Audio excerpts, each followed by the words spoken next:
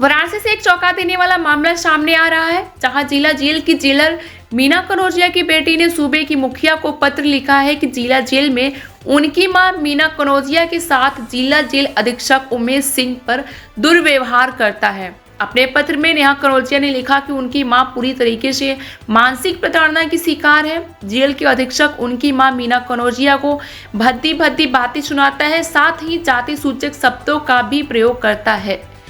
मीना कनौजिया ने जेल अधीक्षक पर यह भी आरोप लगाया है कि वो उनके कपड़ों पर भी बातें करता है, साथ ही कार्यालय में बुलाकर अभद्र व्यवहार भी करता है।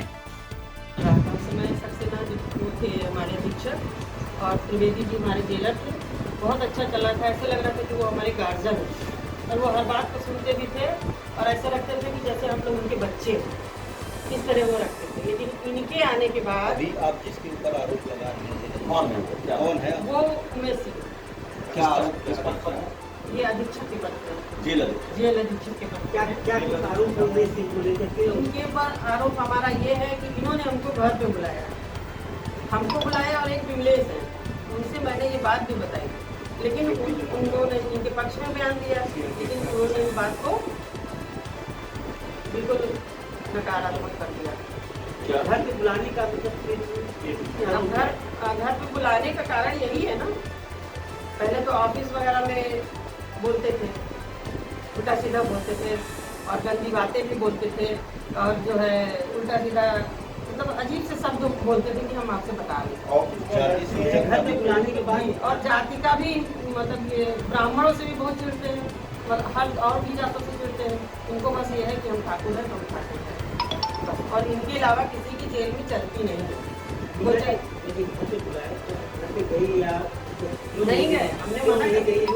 घर पे बुलाने के पीछे इनका क्या मकसद था, क्या कुछ वजह सही बहुत खुल के बताइए। देखिए वजह जो भी रही हो, लेकिन हमारी समझ से वजह गलत है, इसलिए हम घर पे नहीं गए। क्या सर हम घर पे नहीं गए, उसी दिन से इनका दिमाग ब्लंट हो गया और ये हर तरह से प्रताड़ना करते हैं। किस तरह की प्रताड़ना? जैसे कि काउंटिंग कसना, हमारे पहनने ओढ़ने को लेकर कसना, जैसे कि हम ऊपर से सदरी पहन लेते हैं क्योंकि हमें रिहाई करनी पड़ती है, तो दुपट्टा हम नहीं डालते हैं क्योंकि रिहाई जब करते हैं तो कोई बंदी रहते हैं, वो भाई भी है, बाप भी है, तो भी है, तो हम सदरी पहन लेते हैं तो हमारे यहाँ तक बटन बंद रहता है। तो इनका हमेशा ये टाइटल था कि उनको इलेक्शन लड़ना है, तुम भी और वो से भी कहते थे कि तुम भी सदरी सिलवा लो। ये सदरी पहनने को देखिए ये कोई 500 रुपए की सदरी है, लेकिन ये पहन लेते हैं तो उनको इतनी घृणा होती है, कितना उनको कष्ट होता है, ये सदरी को लेके हमेशा बोलते हैं। आपको घर पे बुलाया, इसके साथ साथ ऐसे और भी कुछ उनके रहे जिनको घर पे बुलाया, इसको नहीं टॉर्चर करने की कोशिश की है। इन्होंने हमसे कहा तो हमको मालूम है, अब बाद में जो रतन प्रिया का हुआ उनसे क्या कहा इसके बारे में हमें नहीं मालूम। एक और जो क्या है डिप्टी जेलर है वो हम लोग के साथ ही थे, रतन प्रिया मैडम, उनका भी मामला यही अश्लील हरकतों का मामला था। उन्होंने शायद एप्लीकेशन दिए, उन्होंने पूरा ब्यौरा उसमें लिखा हुआ है, हमने भी लिख के मुख्यालय में भी दिया है कि इनकी हरकतें ऐसी हैं, फिर भी अभी वहाँ शिकायतों का कोई कार्रवाई नहीं। तो ये उमेश सिंह क्या वाकई बहुत ताकतवर आदमी लगता है? हम जहाँ तक जानते हैं सर, तो उमेश सिंह कोई बंदा ऐसा नहीं है जो उनके सामने बोल सके, कोई भी अधिकारी हो आके वो भी जैसे लगता है वो भी इनसे डरता है, उच्च अधिकारी भी इनसे डरता है। जो आपने बताया कि योगी जी के खरीदी हुई है, हाँ, इन्होंने कहा कि मेरा कोई कुछ नहीं बिगाड़ सकता, वो चाहे मुख्यालय हो, चाहे शासन हो, चाहे प्रशासन हो, क्योंकि मैं इलेक्शन लड़ूंगा और योगी जी मेरे बहुत करीबी मेरे भाई हैं। जेल मंत्री भी बनना चाह रहा है। और मैं जेल मंत्री बनूंगा और जो मेरे साथ जो जैसा करेगा मैं उसके साथ वैसा ही, बाद में जब मंत्री बनूंगा तो मैं उसका खून पी जाऊंगा। इसके साथ यहाँ और कितना किसी महिला बस हमारे साथ एक महिला है, वो इनके पक्ष में, वो कुछ आपसे नहीं बताएंगे। पूर्व में भी रतन प्रिया ने जो आरोप लगाया था उनके विरोध में आप लोगों ने गवाही दी थी। जी, उनके विरोध में मैंने गवाही दी क्यों? थी, इनके दबाव में।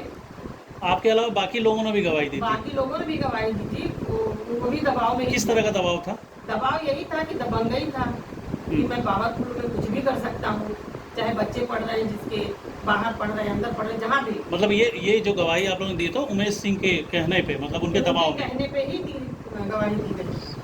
मैडम प्रिया ने आप जो रिटर्न लिखित आरोप लगाया था, तो क्या आरोप क्या था? किसने?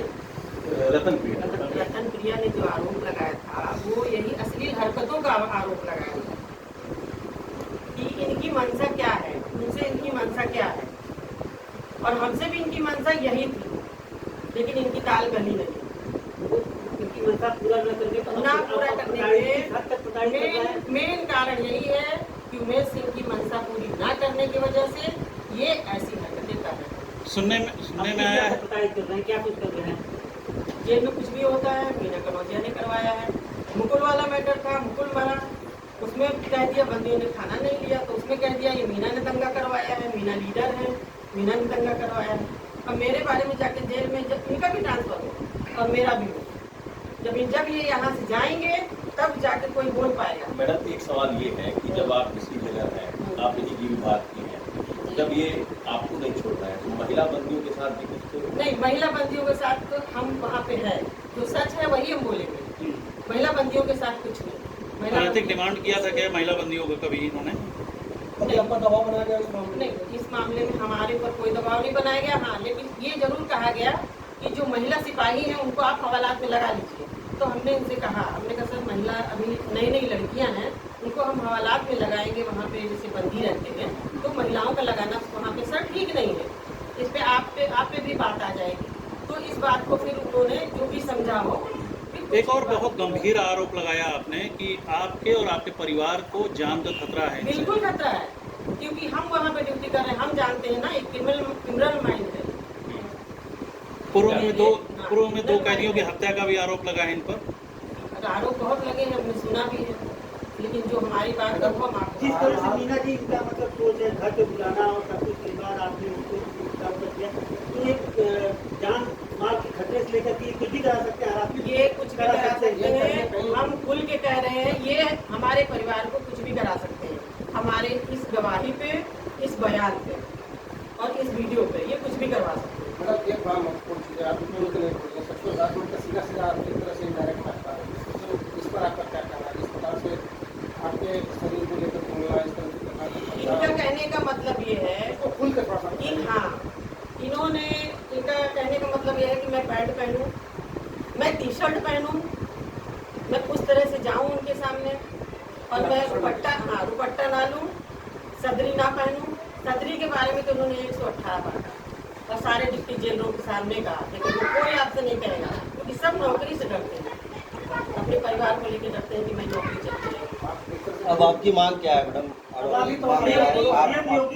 आपकी बेटी हम उनसे मिलना चाहते हैं, हम अपने दिल की बात कहना चाहते हैं, क्योंकि हमारी बात उन तक नहीं पहुंच रही है। मैंने मुख्यालय में भी कहा, मुख्यालय वाले भी अभी तक मेरी बात को वहाँ तक पहुँचाए नहीं। अगर पहुँचाए होते तो ऐसा नहीं है कि बाबा जी सुनते नहीं, सबकी सुनते तो क्या मेरी नहीं सुनते, तो महिलाओं की जरूर सुनते हैं। आप गरीब भी है और मुखिया जी दोनों चीज़ आपके साथ। जी, क्या कहेंगे मुख्यमंत्री जी? सीधे सीधे क्या अपील करेंगे? हम मुख्यमंत्री जी से यही कहेंगे कि आपने महिलाओं को आगे बढ़ाया, आपने पढ़ने के लिए कहा कि महिलाएं पढ़े लिखे और आगे बढ़े, नौकरी करें। तो जब महिलाएं आगे बढ़ के नौकरी करेंगी और इस तरह के अधिकारी रहेंगे जो चाहेंगे कि हमारे शरीर के साथ खेले, तो ऐसा इससे बढ़िया है कि महिलाओं को आप नौकरी दीजिए ही मत। उन्हीं के नाम पे उसका नाम लेकर के हम मुख्यमंत्री की पार्टी का मैं उनका करीबी हूँ, मैं कारागार मंत्री बनूंगा, वो मेरे भाई हैं। करीब बताते हैं इसको